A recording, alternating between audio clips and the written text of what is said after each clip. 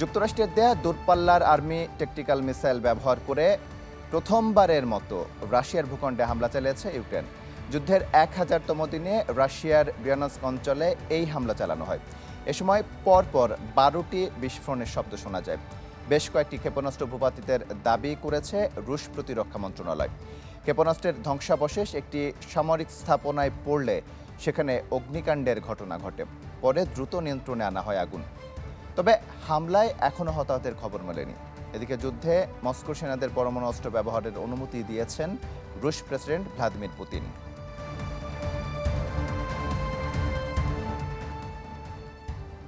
এ বিষয়ে আরও খবর জানাতে মস্কো থেকে আমাদের সঙ্গে যুক্ত হচ্ছেন সহকর্মী তারেক মাহমুদ। তারেক, কোন দিকে যেতে পারে যুদ্ধ পরিস্থিতি, আর পারমাণবিক হামলার সংখ্যা কতটুকু মনে হচ্ছে? জি, ধন্যবাদ আপনাকে। আপনি ঠিকই বলেছেন। আমরা যখন ইউএস প্রেসিডেন্ট ডোনাল্ড ট্রাম্পের বিজয়ের পরে আমরা একটা আশা করেছিলাম যে একটা শান্তি ফিরে আসবে রাশিয়ার এই অঞ্চলে। কিন্তু যেটা হলো শেষ মুহূর্তে ঠিক বাইডেনের ক্ষমতা থেকে ছাড়া 2 মাস পূর্বে তিনি গতকালকে অনুমতি দিয়েছিলেন রাশিয়ার দূরপাল্লার ক্ষেপণাস্ত্র ব্যবহার করার জন্য, যেটা গতকালকেই ইউক্রেন থেকে ছোড়া হয়েছিল। ওটা রাশিয়ার প্রতিরক্ষা মন্ত্রণালয় থেকে বলা হয়েছে সবগুলা ড্রোনই সবগুলা মিসাইলই তারা এখানে প্রতিহত করতে পেরেছে।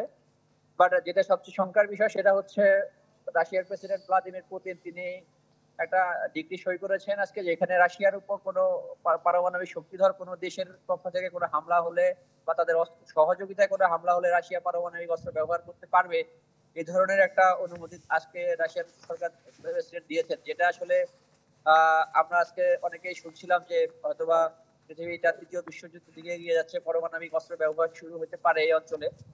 তো এখন পর্যন্ত যে রাশিয়ার যে কুর্স্ক অঞ্চল পর্যন্ত যে নতুন যে ক্ষেপণাস্ত্রটা দেওয়া হয়েছে সেটা হচ্ছে রাশিয়ার কুর্স্ক অঞ্চল পর্যন্ত কভার করবে, 300 কিলোমিটার যদি আমরা ধরি, যেটা মস্কো থেকেও আরো 450 কিলোমিটার দূরে। তো খুব বেশি দূরেও বলা যাচ্ছে না, যেটা আসলে এই মুহূর্তে এই শঙ্কার বিষয়। যুদ্ধ আসলে যেহেতু রাশিয়া তাদের পারমাণবিক হামলার জন্য শিথিলতা দিয়েছে প্রেসিডেন্ট, তো সেটার একটা সম্ভাবনা উড়িয়ে দেওয়া যাচ্ছে না। কিন্তু রাশিয়াতে এখন পর্যন্ত মস্কো শহরে আপনার জীবনযাত্রা খুবই স্বাভাবিক আছে, তেমন কোনো উদ্বিগ্নতা নাই মানুষের মধ্যে, সবই খুব নর্মাল চলছে। তো এই হচ্ছে এখন পর্যন্ত অবস্থা। আমরা যেটা জানতে পারলাম যে ক্রেমলিন থেকে তাদের তীব্র প্রতিবাদ জানানো হয়েছে এ বিষয়ে, যে রাশিয়ার আমেরিকার সেই অস্ত্র মিসাইল ব্যবহারের অনুমতিটাকে রাশিয়া ভালোভাবে নেয় নাই। তো স্বাভাবিকভাবে একটু সব মিলিয়ে একটু অস্থিরতা কাজ করছে এই অঞ্চলে। আচ্ছা, ইউক্রেন থেকে আর কোনো ক্ষেপণাস্ত্র রাশিয়ায় হামলা করা হবে কিনা, এ বিষয়ে রাশিয়ার কাছে আর কোনো তথ্য আছে কি? আমি আরেকবার একটু রিপিট করবেন, আমি শুনতে মানে পাইনি। ইউক্রেন থেকে আর কোনো ক্ষেপণাস্ত্র রাশিয়ায় হামলা করবে কিনা, এই বিষয়ে কোনো তথ্য রাশিয়ার কাছে আছে কি?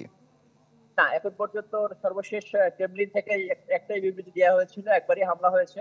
এর বাইরে এখন পর্যন্ত আর কোনো হামলার কোনো রিপোর্ট ক্রেমলিন থেকে বলা হয় নাই। তবে এই বিষয়ে এখনো তো ইউক্রেনের পক্ষ থেকে কোনো বিবৃতি আমরা অফিসিয়ালি দেখি নাই। শুধু আমরা ক্রেমলিন থেকে এই বিবৃতি দিয়েছে রাশিয়ার প্রতিরক্ষা মন্ত্রণালয় থেকে, সেটাই আমরা এখন পর্যন্ত দেখেছি। আচ্ছা, ক্ষেপণাস্ত্রটি যে সামরিক স্থাপনায় হামলা করে সেখানে কি কোনো সামরিক বা বেসামরিক নাগরিক ছিল কিনা জানতে পেরেছেন কি? এখন পর্যন্ত কোনো হতাহতের খবর পাওয়া যায়নি। তো যেটা রাশিয়ার প্রতিরক্ষা মন্ত্রণালয় থেকে যেটা বলা হয়েছে যে ক্ষেপণাস্ত্রগুলো আকাশে ধ্বংস করা হয়েছে, আবার সেই ক্ষেপণাস্ত্রগুলো ধ্বংসাবশেষের কারণে কয়েকটি স্থাপনায় অগ্নিকাণ্ডের ঘটনা ঘটেছে, কিন্তু কোনো হতাহতের খবর পাওয়া যায়নি। তারেক, আপনাকে অসংখ্য ধন্যবাদ।